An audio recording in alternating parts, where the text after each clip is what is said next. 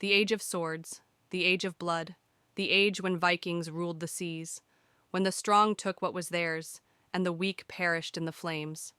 But even the greatest wars cannot last forever. Torvald the Black Wolf, the last of his kind.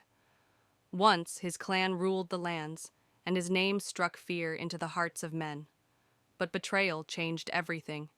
He was just a child when his village was burned to the ground. He watched as the flames consumed his home, as his father fought those he once considered brothers. He didn't hear the screams, only the clash of swords and the crunching of bones. His father fell at the hands of his best friend, and his mother. She defended him to the very end.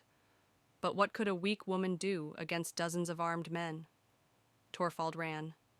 Not because he wanted to live, but because he was weak, because he had no strength to seek revenge. 20 years have passed since then, 20 years of killings, wars, blood. Torvald became a sword in the hands of others, a beast who tore and killed for silver. He thought that once he had enough gold, he could return and punish the murderers of his family. But one day, he realized, revenge is meaningless.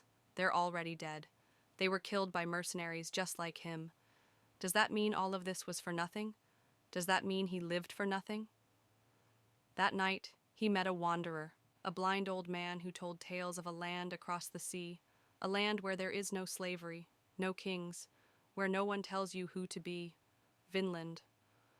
Torvald didn't believe in legends. He had lived too long among lies.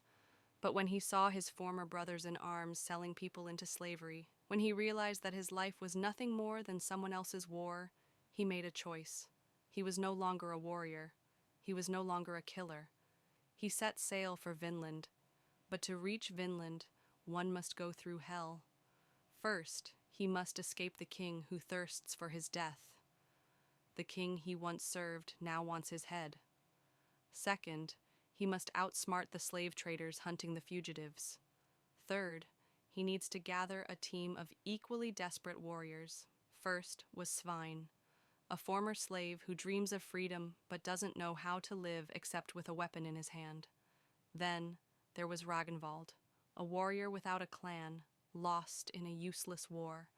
And then there was her, Helda, a shield maiden who will kill anyone who stands in her way. They all wanted the same thing, to reach a land where the ghosts of the past wouldn't chase them. Torvald leads them through the storm, through icy waters, through hunger and despair.